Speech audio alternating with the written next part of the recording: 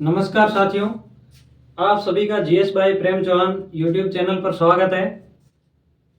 हमने जो हमारे अधिकार नाम से एक सीरीज स्टार्ट की थी, जिसमें हम संविधान में जो हमारे मौलिक अधिकार है, हमें जो मूल अधिकार प्राप्त है, फंडामेंटल राइट, उनके बारे में पढ़ रहे थे।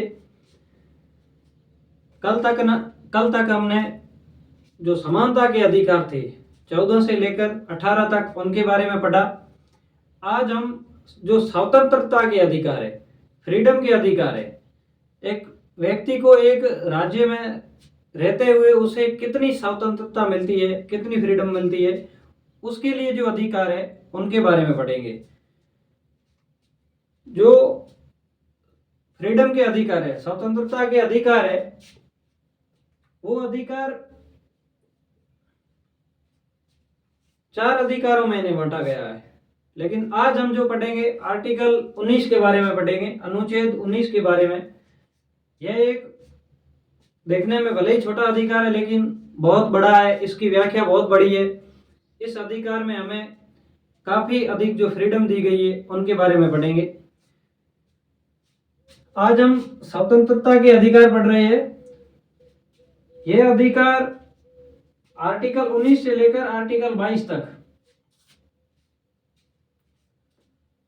आर्टिकल 19 से लेकर आर्टिकल 22 में है। यह अधिकार जो केवल एक व्यक्ति को प्राप्त है। किसी राज्य में, मैं यहां पर जो राज्य शब्द बार बार यूज कर रहा हूं, आप अगर पॉलिटी की लैंग्वेज में देखोगे तो राज्य शब्द है जो देश के लिए, हम जिसे देश कहते हैं, देश, राज्य या राष्ट्र, इनकी एक अलग डेफिनेशन है।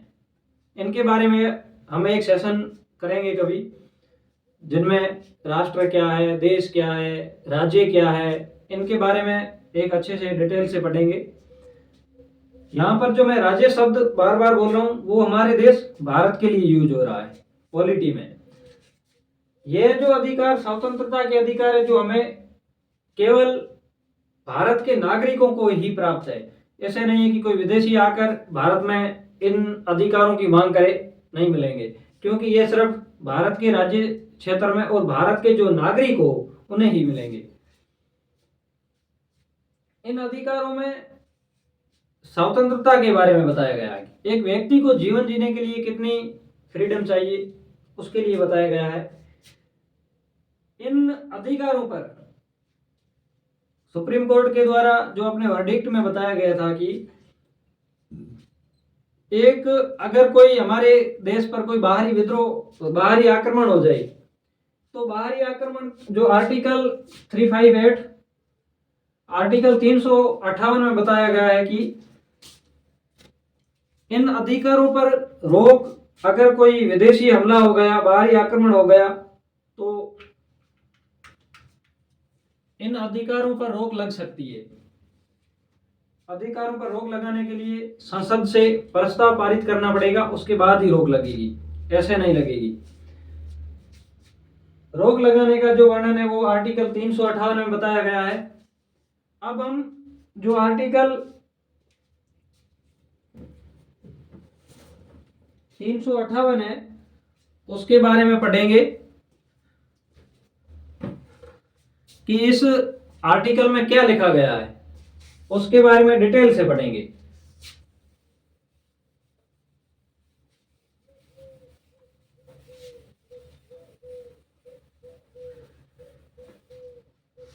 आर्टिकल जो 19 है, आर्टिकल 19 के 2 भाग है। आर्टिकल 19 सब क्लोज 1 और आर्टिकल 19 सब क्लोज 2, 2 भाग है। इन दोनों भाग में जो पहला भाग है आर्टिकल 19 का, आर्टिकल 19 सब क्लोज 1, इसमें जो हमें स्वतंत्रता के बारे में बताया गया है। स्वतंत्रता कितनी है? अगर हम जिस देश में रहते हैं उस देश में किसी भी व्यक्ति को स्वतंत्रता नहीं होगी, तो वो एक देश है, उसमें सैन्य शासन कह सकते हो। व्यक्ति को कुछ स्वतंत्रता मिलना जरूरी है, उसको कुछ फ्रीडम होना जरूरी है। तो प्रारंभ में हमें 7 प्रकार की स्वतंत्रता प्राप्त थी, 7 प्रकार की। हमें फ्रीडम प्राप्त थी। लेकिन वर्तमान में हमें 6 स्वतंत्रता ही है।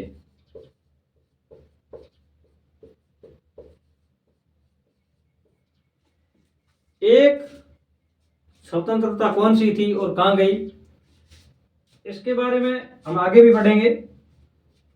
एक हमें स्वतंत्रता थी कि आर्टिकल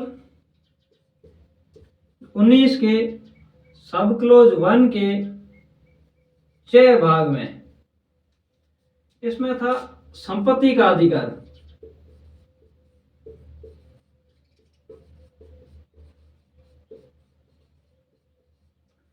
वे इस अधिकार में था कि आप कितनी भी संपत्ति रख सकते हो, कहीं पर भी आप प्रॉपर्टी खरीद सकते हो, बेच सकते हो, संपत्ति के बारे में था। यह मैंने आपको पहले भी बताया था कि मोरारजी देसाई गवर्नमेंट ने इस अधिकार को अभी जो निरस्त कर दिया गया था, निरस्त इस अधिकार को किया था, हटाया था। 44वां संविधान संशोधन 1978 में मोरारजी देसाई गवर्नमेंट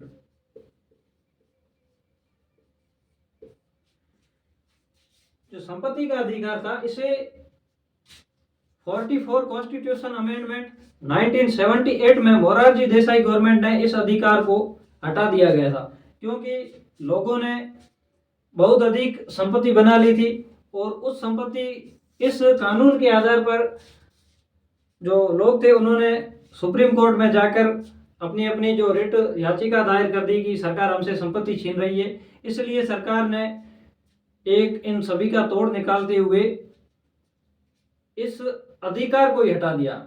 यह अधिकार अभी कानूनी अधिकार है, इसको पूर्ण रूप से संविधान से नहीं हटाया गया है। संपत्ति के अधिकार को, संपत्ति आप रख सकते हो, यह अधिकार अभी आर्टिकल 300 में है,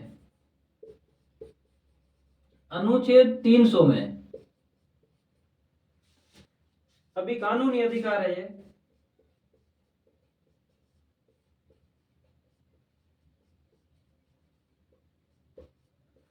अभी इस कानून को मोरारजी देसाई गवर्नमेंट ने लीगल राइट बना दिया था। इसलिए अभी जो हमें वर्तमान में जो स्वतंत्रता प्राप्त है वो है जो 6 है। शुरुआत में जो हमें फ्रीडम थी वो 7 थी। अब हम एक एक करके कितनी स्वतंत्रताएं हैं, उनके ऊपर क्या प्रतिबंध है, कहां पर किसी स्वतंत्रता का उल्लंघन होता है या किसी दूसरे के अधिकारों का हनन हो रहा है। सबसे पहले मैं आपको एक ट्रिक बताता हूं, इसको याद करने के लिए, आपको सिर्फ याद करने के लिए बता रहा हूं। आपको अगर कोई नेता बनना है या आपको नेता पीएम बनना है या सीएम बनना है, अगर आपको नेता बनना है, पीएम या सीएम बनना है, तो सबसे पहले आपको विचार, आपके अंदर अभिव्यक्ति, आपके अंदर एक विचार आना चाहिए। विचार आना चाहिए तो जो आर्टिकल 90 है, इसका जो सब क्लोज 1 है उसके क्या भाग में है,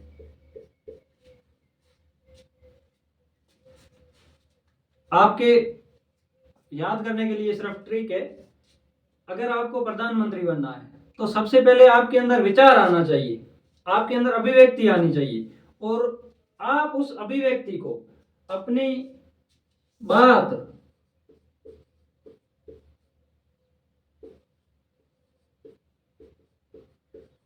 वात एवं वाक,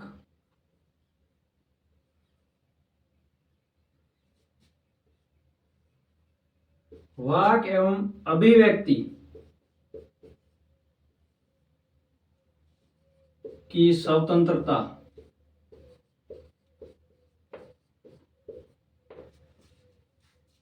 अगर प्रधानमंत्री बनना है तो आपके अंदर एक विचार आना चाहिए। आपको अपनी बात कहने के लिए अभिव्यक्ति विचार करने आने चाहिए। अगर आपको प्रधानमंत्री बनना है तो आपने विचार कर लिया कि मुझे प्रधानमंत्री बनना है। प्रधानमंत्री बनने के बाद में आपको क्या करना पड़ेगा कि सभा या सम्मेलन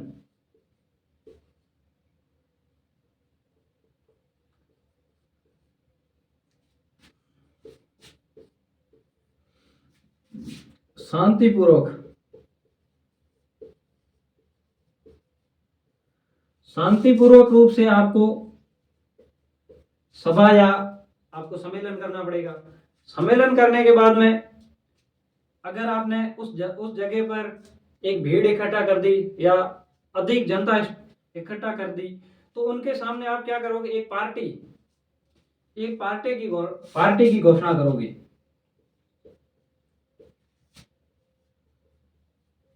संघ या संगठन मतलब कि आप कोई संघ बनाओगे या संगठन बनाओगे, उस भीड़ के सामने बनाओगे। अगर आपने उनके सेंटीमेंट प्राप्त कर लिए तो संघ या संगठन या पार्टी बनाओगे।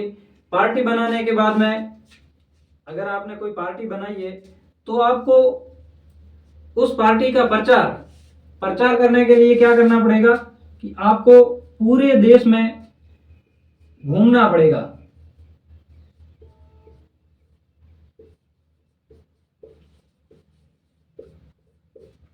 आपको पूरे देश में संचरण करना पड़ेगा। लोगों को बताना पड़ेगा कि मैंने ये पार्टी बनाई है। आपके विचार अगर उन लोगों को प्रभावित कर सकते हैं तो आप पूरे देश में जाओगे और लोगों को बताओगे कि मैंने पार्टी बनाई है, आप मुझे वोट दो और मैं प्रधानमंत्री बनना चाहता हूँ। अब आपने पार्टी बना ली, अब आप पूरे देश में घूमने लग गए। घूमने के लिए अगर आप दिल्ली में बैठे हो, आपको कर्नाटक में रैली करनी है, वहां पर 5-7 दिन रहना है और आसपास के जो स्टेट है उनमें 10-15 दिन स्टे करना है, तो आपको निवास की जगह चाहिए।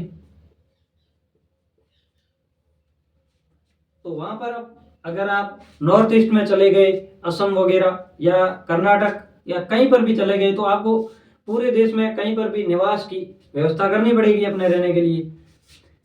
आपने निवास की व्यवस्था कर दी तो इसमें एक आर्टिकल जो बीच में हटाया था 6 भाग में था संपत्ति का, अगर इसको हम जोड़े या ना जोड़े, अगर आप कहीं पर रहोगे या निवास करोगे तो पैसे की जरूरत पड़ेगी, संपत्ति चाहिए। लेकिन इस अधिकार को जो निरस्त कर दिया गया था, आपको क्या संपत्ति चाहिए। संपत्ति अगर चाहिए तो संपत्ति का अधिकार तो भी हटा दिया गया है। तो आपको किस तरह से संपत्ति अर्जित करनी है, तो आपको संपत्ति अर्जित करने के लिए कोई व्यापार करना पड़ेगा आजीविका चलाने के लिए।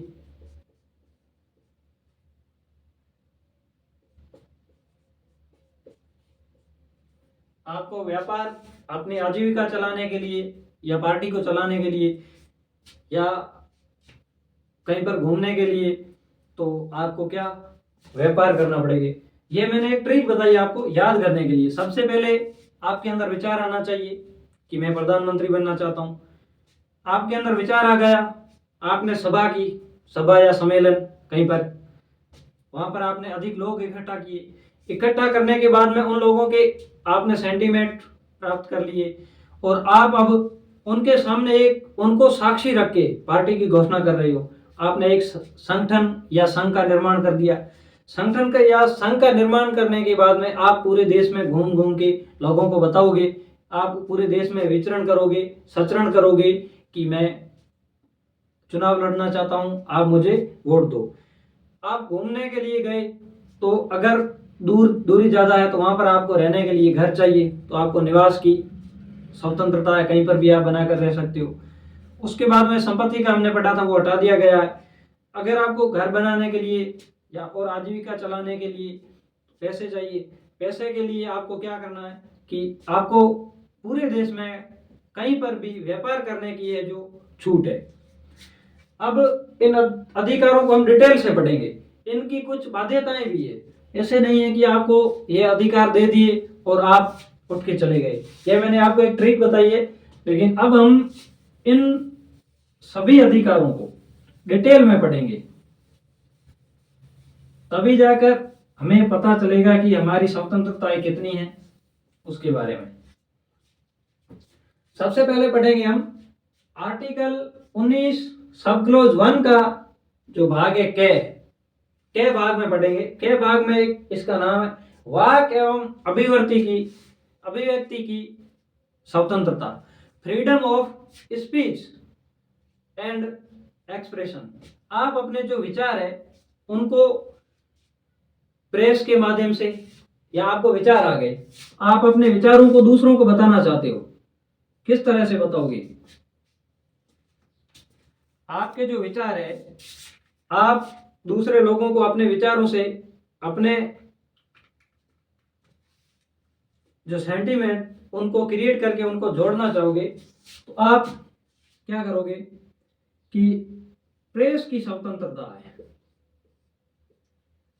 प्रेस मतलब प्रिंट मीडिया, अखबार वगैरह, या इसमें एक और इलेक्ट्रॉनिक मीडिया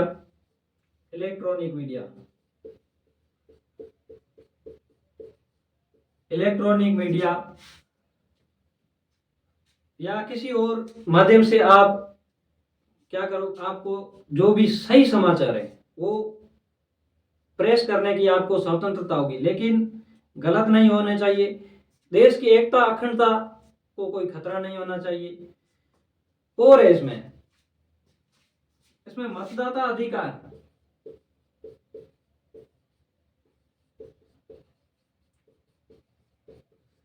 आपको अधिकार है कि आपका जो प्रत्याशी है, प्रत्याशी के द्वारा उसकी कितनी आय है, उसके पास कितनी संपत्ति है, उसके पास कितनी प्रॉपर्टी है, उसके ऊपर कितने केस है, कितने आपराधिक है, कितने सिविल के केस है, उसकी आपको पूरी जानकारी लेने का अधिकार है। और इस तरह से आपको, जैसे कि कहीं पर कोई प्रदर्शन करना हो, प्रदर्शन, धरना, या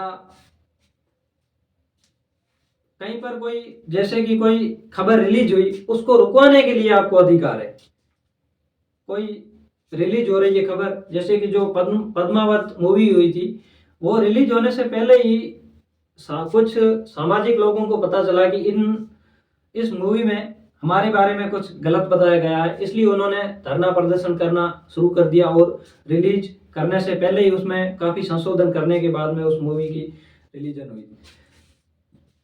आपको जानने का अधिकार है, सरकारी सूचनाएं प्राप्त करने का अधिकार है, जानने का अधिकार। इसमें आप जैसे कि आरटीआई लगा सकते हो, आरटीआई से आप किसी भी डिपार्टमेंट से सूचना प्राप्त कर सकते हो, किसी अधिकारी के बारे में जान सकते हो। इसमें एक और है विदेश जाने का, विदेश जाना। ये जो है, ये मेनका गांधी केस हुआ था, एक मेनका गांधी केस, ये हुआ था 1978 में। इसकी जो पूर्ण रूप से व्याख्या जो आर्टिकल 21 में आगे हम पढ़ेंगे। विदेश जाने की भी हमें स्वतंत्रता है।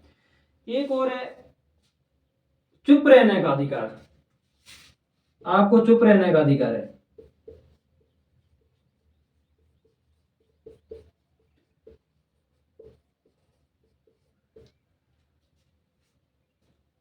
ये जो चुप रहने का अधिकार है, ये एक केस हुआ था इमैनुअल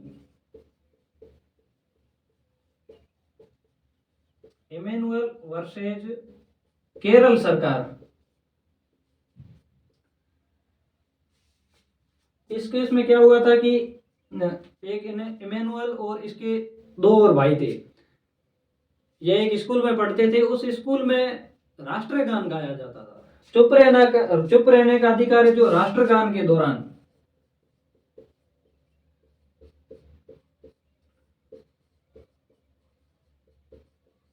आप राष्ट्रगान चल रहा है तो आप चुप रह सकते हो। ये 3 भाई थे, एक स्कूल में पढ़ते थे केरल में, राष्ट्रगान चल रहा था और ये जो तीनों भाई थे जो अपने अलग इनका धर्म था, अलग रिलीजियस को फॉलो करते थे, इन्होंने इसलिए ये चुपचाप खड़े रहे। चुपचाप खड़े रहने के कारण जो स्कूल जो प्रबंधन था, स्कूल प्रशासन था, उन्होंने इन बच्चों को स्कूल से बाहर निकाल दिया कि आपको इस स्कूल से सस्पेंड किया जाता, बर्खास्त कर दिया। उसके बाद में इन्होंने जो हाई कोर्ट में जाकर पीआईएल दायर कर दी, हाई कोर्ट ने इनके विरोध में फैसला दे दिया। उसके बाद में ये सुप्रीम कोर्ट चले गए। सुप्रीम कोर्ट ने अपने एक वर्डिक्ट में यह फैसला दिया कि आप कोई भी व्यक्ति अगर राष्ट्रगान चल रहा है, स्टूडेंट है चाहे कोई भी है, उसको सम्मान देने के लिए चुपचाप खड़ा रह सकता है। वो कुछ जैसे कि उसके ऊपर बाध्यता यह है कि आप राष्ट्रगान चल रहा है और बीच में और कुछ बोल रहे हो या हुड़दंग मचा रहे हो, यह नहीं चलेगा, आप चुपचाप खड़े रह सकते हो। इस केस में बाद में सुप्रीम कोर्ट ने इनके पक्ष में फैसला दिया था और इनको जो स्कूल प्रशासन था उनको भी बाध्य किया गया था और कुछ टीचर वगैरह थे उनको सस्पेंड कर दिया गया था। ये आपको अधिकार है, प्रेस का अधिकार, प्रेस की स्वतंत्रता, आपको अखबार वगैरह छापने का अधिकार है। यह नहीं कि आप भारत की एकता अखंडता, इसका विशेष रूप से आपको ध्यान रखना है। अब इसकी बाध्यताएं है,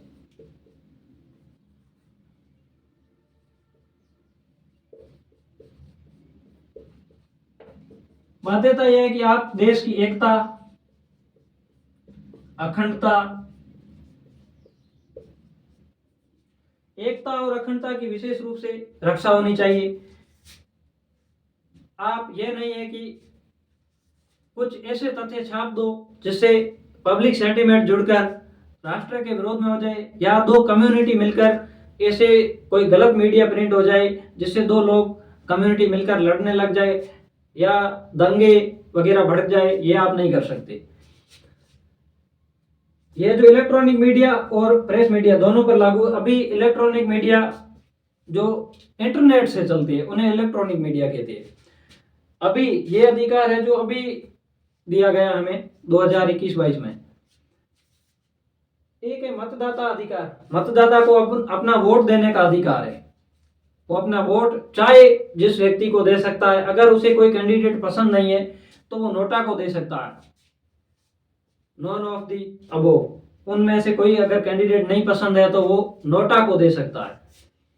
उसके बाद में आपको प्रदर्शन करने का अधिकार है, धरना देने का अधिकार है, लेकिन आपके अधिकार उतने हैं, उतनी दूरी तक ही है जहां से आगे किसी और के अधिकार शुरू हो जाते हैं। आपने कहीं पर जाके धरना प्रदर्शन करना स्टार्ट कर दिया,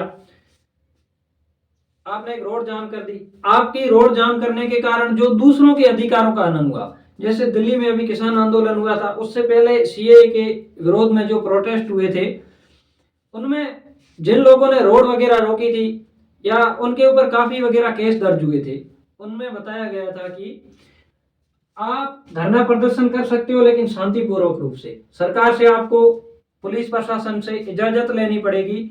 उस आपको अगर स्वीकृति मिल गई है तो आपको एक पर्टिकुलर जगह दी जाएगी, उस जगह पर बैठकर आप धरना प्रदर्शन कर सकते हो, लेकिन दूसरे के अधिकारों का हनन नहीं होना चाहिए।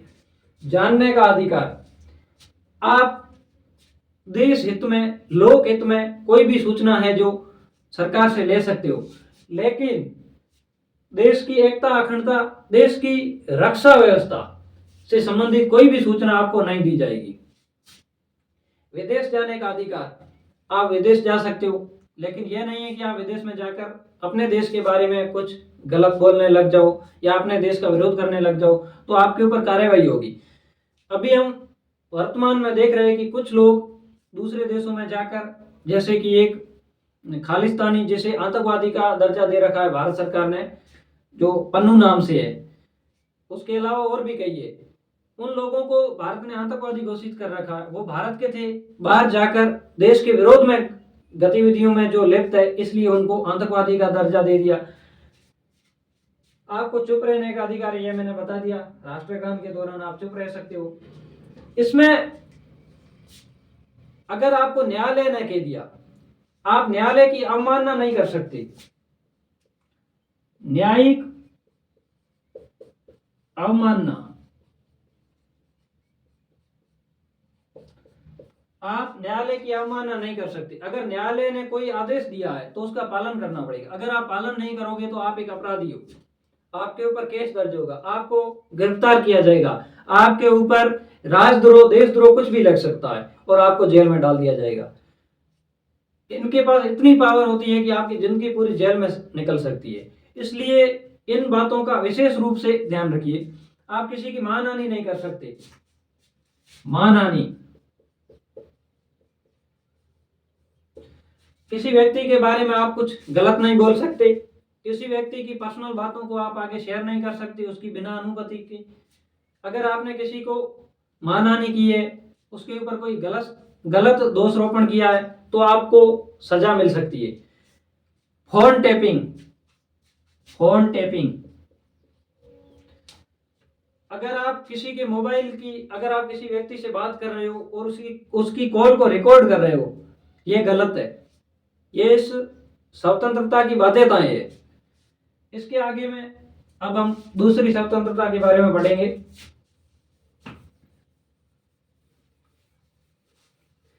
इसमें जो हमें 6 स्वतंत्रताएं दी गई है, जो 6 फ्रीडम दिए गए हैं, इनमें अगर आपको कहीं पर भी पर्सन में लिखा हुआ मिले, किसी भी में, सभी में हम पढ़ेंगे। देश की एकता और अखंडता सभी में कॉमन है। कहीं पर भी आपको मिले कि आपको सभा और सम्मेलन करने की छूट है, इसकी जो बाध्यता क्या है, अगर उसमें आपको लिखा हुआ मिले कि देश की एकता और अखंडता की सुरक्षा होनी चाहिए, उस पर आप टिक मार्क कीजिए, क्योंकि वो एकदम इसका सही होगा। इनमें सभी में एक कॉमन लाइन है। इसके बाद में हम पढ़ेंगे आर्टिकल 19 के जो सब क्लोज 1 का ख भाग है। ख भाग में क्या है, आपको विचार आना चाहिए। विचार, प्रधानमंत्री बनना तो विचार आना चाहिए। विचार के बाद में आप क्या करोगे, विचार के बाद में आप सभा या सम्मेलन करोगे।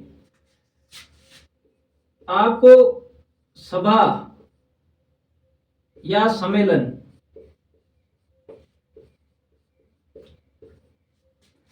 आपको सभा या सम्मेलन करने का अधिकार है, यह आपकी स्वतंत्रता है। Freedom of meeting of assembly, आपको सभा या सम्मेलन करने की स्वतंत्रता है और आप कहीं पर भी सभा कर सकते हो। लेकिन यह जो सभा है, निरायुध, शांतिपूर्वक और निरायुध होनी चाहिए। सभा या सम्मेलन की स्वतंत्रता,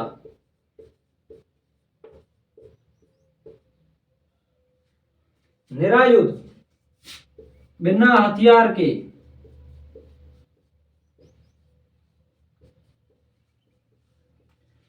आप कोई सभा या सम्मेलन कर रहे हो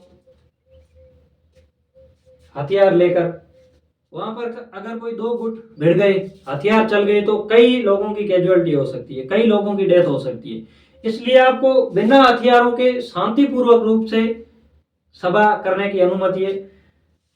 यह जो सभा अहिंसात्मक होनी चाहिए, देश की एकता अखंडता की रक्षा होनी चाहिए। देश के विरोध में कोई भी कार्य या कोई भी बात ऐसा नहीं बोलनी चाहिए जिससे देश हित खराब हो। आपको सभा और सम्मेलन करने की छूट है, उसको अहिंसात्मक रूप से आप कर सकते हो और उस सम्मेलन से जो दूसरों के अधिकारों का हनन नहीं होना चाहिए। आपने सभा की, रोड जाम कर दिया या कहीं पर आपने इतनी जगह पर सभा कर ली या किसी हॉस्पिटल के पास में जाके आपने सभा कर ली, इस जगह पे नहीं कर सकते। आपको एक जगह दी जाएगी, वहां पर आप सभा या सम्मेलन कर सकते हो। देश की एकता अखंडता यह सभी में कॉमन है। उसके बाद में आपने सभा कर ली, सभा के बाद में आर्टिकल जो 19 है, आर्टिकल 19 का सब क्लोज 1, इसके जो मैं आपको हनन होने के जो उल्लंघन की बात की बता रहा हूं कि अब जब हमने जो प्रेस की स्वतंत्रता या जानने का पढ़ा था, या हमने विदेश जाने का पढ़ा था, हड़ताल प्रदर्शन, या अभी हमने सम्मेलन का पढ़ा था। तो इसमें जो मैं आपको बता रहा हूं कि साथ साथ में अगर आप कहीं सम्मेलन कर रहे हो तो आपको, या प्रदर्शन कर रहे हो, अहिंसात्मक रूप से होना चाहिए, दूसरों के अधिकारों का हनन नहीं होना चाहिए। ये जो आपको मैं इसकी बाध्यताएं बता रहा हूँ, ये आर्टिकल 19 सब क्लोज 2 की है सभी। इनकी जो बाध्यता है वो आर्टिकल 19 सब क्लोज 2 में लिखी गई, आर्टिकल 19 के जो सब क्लोज 2 में लिखा हुआ है। हम साथ में पढ़ते चल रहे हैं। अब हम पढ़ेंगे जो आर्टिकल 19 का सब क्लोज 1 का जो ग भाग है। ग भाग में क्या है? आपने सम्मेलन कर दिया, सम्मेलन के बाद में आप क्या करोगे? उस सम्मेलन में आपने पब्लिक सेंटिमेंट जोड़कर आप एक संगठन बनाओगे।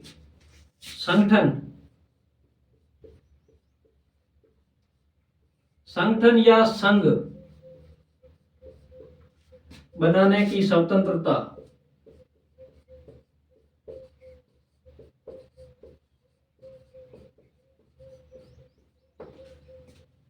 आपको अपने देश के अंदर संगठन, संघ या पार्टी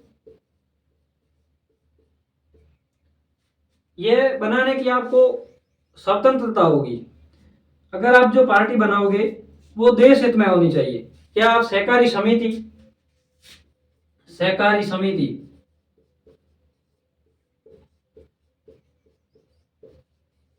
सहकारी समिति बना सकते हो। ये सभी लोकहित में होने चाहिए। अब इसकी बाध्यता है जो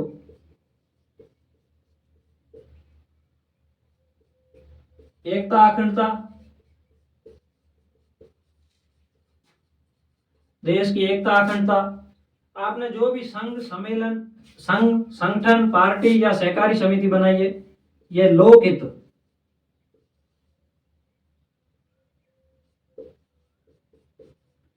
लोकहित में होना चाहिए।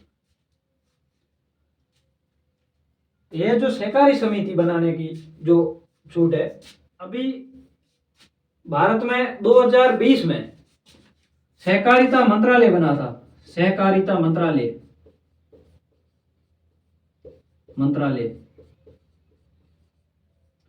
2020 में बना था और इसके मंत्री है Amit Shah.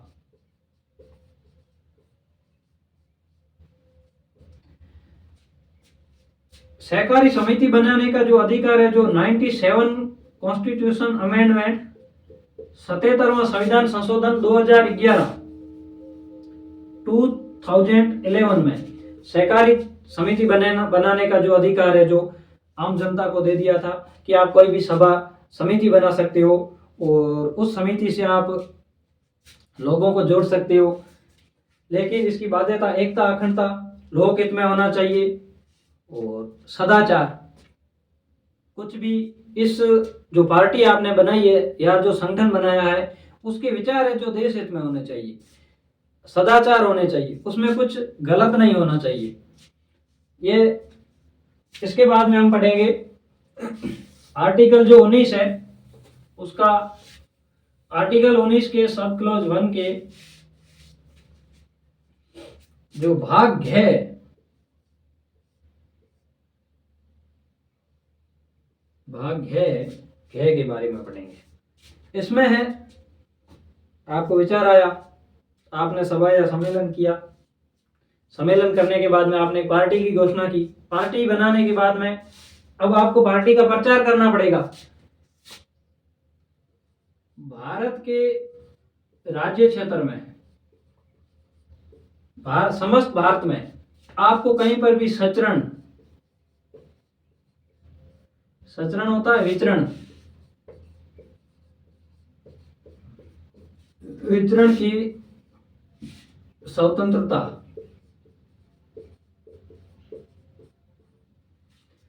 Freedom of move,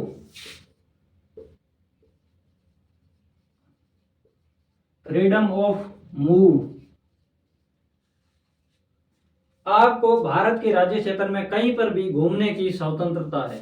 आप कहीं पर भी पूरे देश में घूम सकते हो, विदेश भी जा सकते हो, लेकिन आप पूरे देश में घूम सकते हो। इसकी बाध्यताएं कुछ बना रखी है। इसकी बाध्यता है, अगर कोई ट्राइबल एरिया है, ट्राइब है, जैसे कि आप असम साइड में जाओगे सेवन सिस्टर में, तो उनमें आपको जाने के लिए वहाँ का जो लोकल प्रशासन है उनकी अनुमति लेनी पड़ेगी। आपको अगर आप किसी और एरिया में चले गए तो वहाँ पर आपको एक आईडी दी जाती है, उसके आधार पर ही आप उस क्षेत्र में प्रवेश कर सकते हो। आप ट्राइबल एरिया में चले गए, अगर वहाँ पे जाके आपने जो ट्राइब रहती है उनके अधिकारों पर कब्जा कर लिया, उनकी संस्कृति पर कब्जा कर दिया, तो वो एक ट्राइब है जो खत्म हो सकती है। इसलिए इनकी बाध्यता बना रखी है कि आप घूम सकते हो कहीं पर भी, देश की एकता अखंडता को खतरा उत्पन्न नहीं होना चाहिए, दूसरे के हितों का हनन नहीं होना चाहिए। किसी भी ट्राइब है तो उसके हितों का पूर्ण रूप से संरक्षण होना चाहिए। इसके साथ ही जो अगर हम कहीं पर घूम रहे हैं, किसी और एरिया में जाकर भीड़ इकट्ठा कर रहे हैं, उनके अधिकारों का हनन कर रहे हैं, अनुसूचित जातियां हैं, उनके अधिकारों का हमें सम्मान करना पड़ेगा। इसके साथ में एक और जोड़ा गया है, एक हाई कोर्ट है हमारे भारत में, Bombay high court. Mumbai high court आपने पढ़ा होगा। बॉम्बे हाई कोर्ट ने अपने एक वर्डिक्ट में बताया था कि आप पूरे देश में कहीं पर भी घूम सकते हो, लेकिन कुछ लोगों के ऊपर पाबंदी है। किसके ऊपर?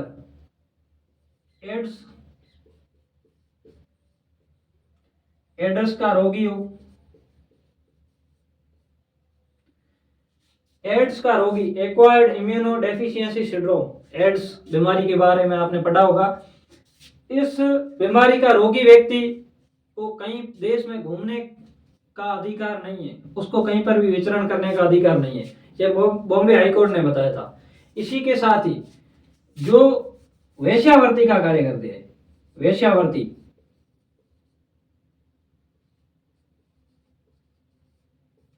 जो वेश्यावृत्ति में लिप्त है, उनको भी देश में कहीं पर भी घूमने का अधिकार नहीं है। उनके लिए कुछ पाबंदियां हैं, मतलब हर जगह वो नहीं जा सकते।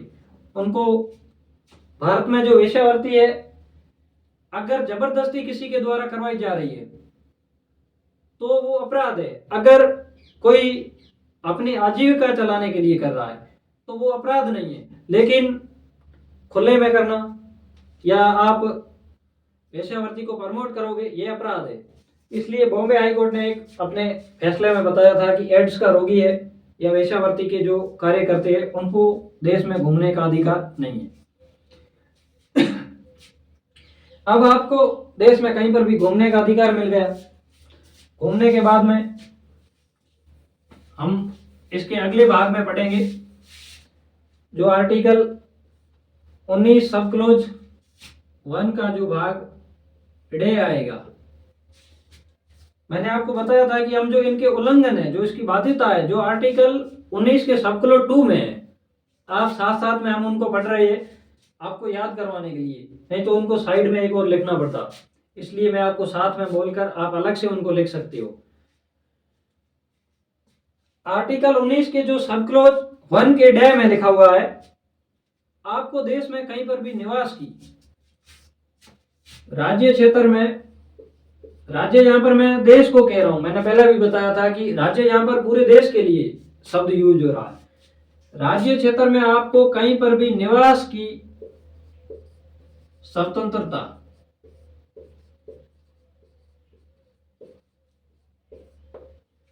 भारत के राज्य क्षेत्र में आपको कहीं पर भी हो, पूरे देश में आपको, आप कहीं पर भी घर बना के रह सकते हो। Freedom of reside, FREEDOM, freedom of reside, आपको पूरे देश में कहीं पर भी रहने की स्वतंत्रता है। 2019 से पहले, 2019 से पहले जो जम्मू कश्मीर स्टेट था, इसमें बाध्यता थी, लेकिन बाद में सरकार ने जम्मू कश्मीर स्टेट को तोड़ के 2 यूटी बना दिया, इसलिए अभी पूरे देश में आप जा सकते हो। पहले जम्मू कश्मीर को छोड़कर शेष समस्त भारत में आपको निवास की अनुमति है, यह लाइन लिखते थे। अभी आपको पूरे देश में कहीं पर भी निवास की अनुमति है। आपने निवास कर दिया, हाँ, आप निवास कर दिया, इसकी भी बाध्यताएं हैं। बाध्यताएं क्या है? निवास करोगे आप जिस भी क्षेत्र में, आप घर बना के रहोगे, वहां पर संपत्ति ले सकते हो, उस जगह पर कोई कार्य कर सकते हो। यह मैंने आपको आजीविका का जो हम आगे पढ़ेंगे। आपको बाध्यता, इसमें बाध्यता है जो 19 सब क्लॉज 2 में है। एक लाइन तो फिक्स है इसमें, एकता अखंडता, एकता अखंडता, यह लाइन सभी में फिक्स एक ही है। उसके साथ में जो किसी ट्राइबल एरिया है या कोई ऐसा रिजर्व एरिया है, उसमें आप जाके निवास नहीं कर सकते, जहां पर आपको सरकार अनुमति नहीं देती है। आप लीगल तरीके से रह सकते हो। आप किसी चले गए किसी नेशनल पार्क में या किसी अभ्यारण्य में, जाके आपने देखा कि यहाँ पर तो बहुत ग्रीनरी है, बहुत अच्छी ऑक्सीजन मिलेगी मुझे, और मैं जहाँ पे जाके अपना मकान बना लेता हूँ, लेकिन आप नहीं बना सकते। आपको रहने के लिए जो सरकार के द्वारा जगह अलॉट की जाएगी, आपको पहले आवेदन करना पड़ेगा कि मैं इस जगह पर रहना चाहता हूँ, या घर लेना चाहता हूँ, या प्लॉट लेना चाहता हूँ, इसलिए मुझे यहाँ पर जगह की उपलब्ध करवाई जाए, तो ही आप रह सकते हो। ऐसे नहीं है कि आप जाके अंडमान निकोबार चले गए, बहुत अच्छा माहौल है वहाँ पर, तो आप वहाँ पे नहीं रह सकते। पहले आपको सरकार से अनुमति लेनी पड़ेगी, उसके बाद में आप रह सकते हो। अब हम सबसे लास्ट में जो है उसके बारे में पढ़ेंगे,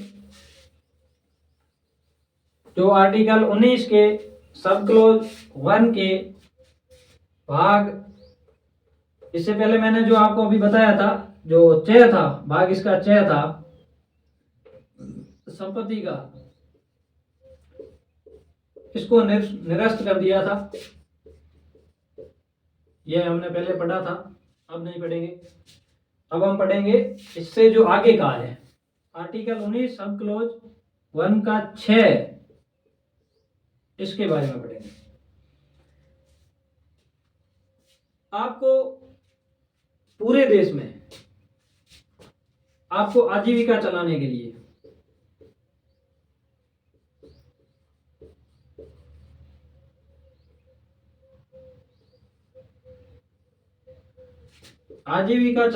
लिए व्यापार,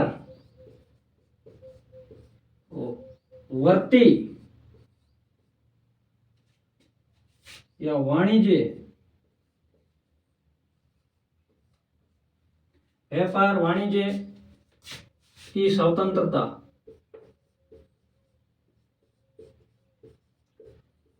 आपको पूरे देश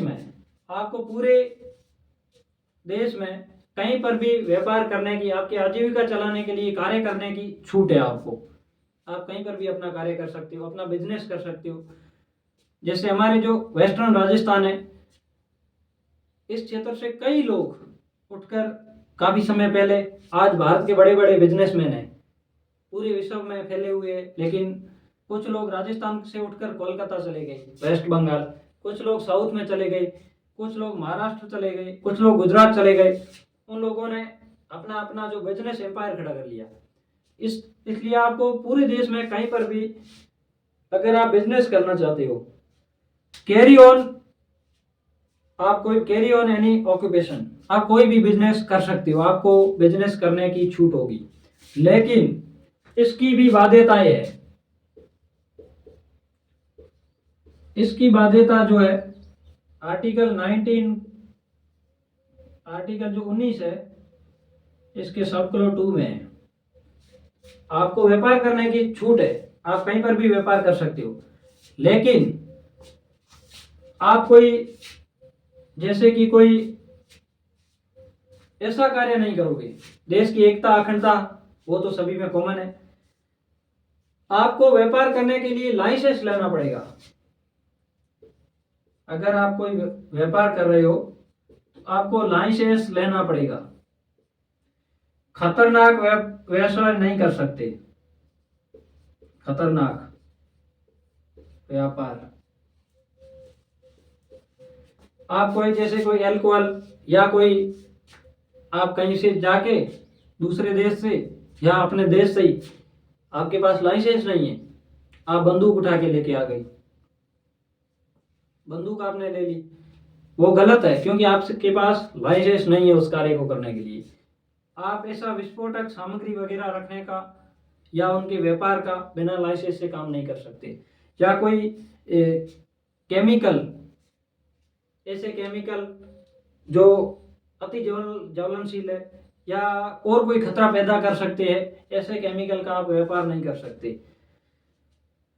इसके लिए राज्य रूल बना सकता है। जो स्टेट है, स्टेट के द्वारा रूल बनाए जाएंगे। राज्य उन व्यापार को गवर्न करने के लिए, उन व्यापार को रेगुलेट करने के लिए रूल बना सकता है। उन नियम के आधार पर ही आपको व्यापार करना पड़ेगा। इसके लिए ये केस हुआ था। आपको जो स्वतंत्रता है इसकी बाध्यताएं भी है। एक केस हुआ था यूपी गवर्नमेंट में। वो केस था ओम प्रकाश वर्सेज उत्तर प्रदेश सरकार। ओम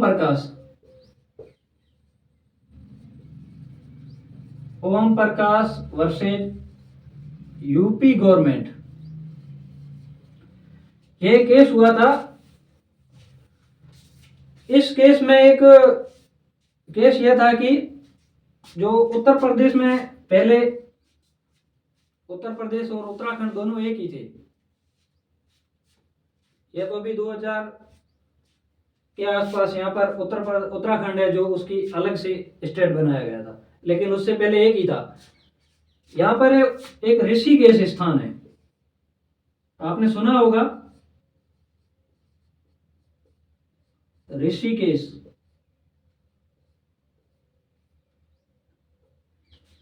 ऋषिकेश एक धार्मिक जगह है। हिंदू धर्म की मान्यताएं काफी जुड़ी हुई है। हिंदू धर्म अपना एक धार्मिक केंद्र मानते हैं। इसलिए उस जगह का जो ऋषिकेश का नगर निगम था, ऋषिकेश नगर निगम,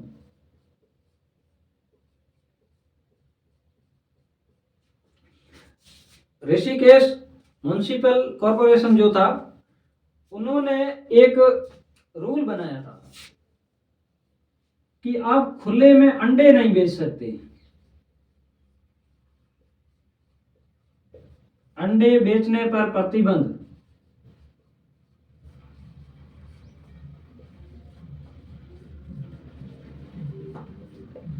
आपको खुले में अंडे नहीं बेचने। इससे पहले यहां पर ऋषिकेश में जैसे कि मांस, मछली, ये नहीं बेचने का जो पहले से ही कानून बनाया हुआ था। यहाँ पर ऋषिकेश नगर निगम में इन्होंने नियम बना दिया। वहां के जो कुछ लोग थे, एक प्रकाश नाम से एक व्यक्ति था, उन्होंने एक ग्रुप बनाकर सुप्रीम कोर्ट में जो PIL दायर कर दी, रिट लगा दी, याचिका दायर करके उन्होंने कहा कि जो ऋषिकेश नगर निगम है, इन्होंने ये गलत ही नियम बनाया कि आप अंडे नहीं बेच सकते।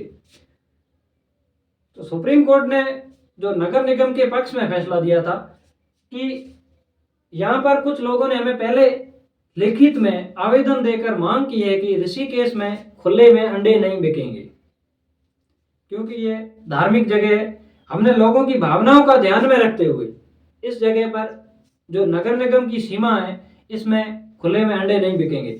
आप परिचालन कर सकते हो, यहाँ से बीच में होकर अंडे कहीं और से लेके रोड पर जा सकते हो, लेकिन बेच नहीं सकते। जो अपोजिशन वाले थे इन्होंने जिन्होंने पीआईएल दायर की थी उन्होंने बताया कि अंडे एक इनको उन्होंने जो वेजिटेबल की तरह बताया और उन्होंने कहा कि इसमें कोई मांस वगैरह नहीं है और ये वो अंडे हैं जिनमें चूजे नहीं बनते हैं। लेकिन सुप्रीम कोर्ट ने फिर भी कहा कि ये लोगों की भावनाओं को ध्यान में रखते हुए जो नगर निगम ने रूल बनाया है वो सही है। और इसी के साथ में एक और केस हुआ था सोदान सिंह केस हुआ था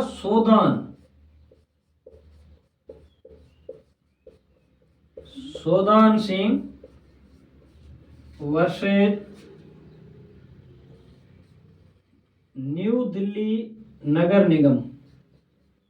यह भी केस हुआ था। इस केस में बताया गया था कि जो रोड के साइडों में जो लोग व्यापार करते हैं उनके बारे में कहा गया था कि बाद में सुप्रीम कोर्ट ने वर्डिक्ट में कहा कि आप उस जगह पर नहीं व्यापार कर सकते जिस जगह पर रोड छोटी हो या आवागमन बाधित हो रहा हो, तो उस जगह पर आपको व्यापार की अनुमति नहीं मिलेगी।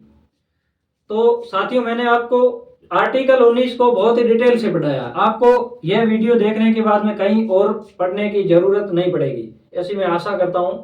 आपको यह वीडियो कैसा लगा इसके बारे में आप मुझे कमेंट करके बता सकते हो, कोई भी प्रश्न पूछ सकते हो। चैनल को लाइक, शेयर और सब्सक्राइब कीजिए। धन्यवाद।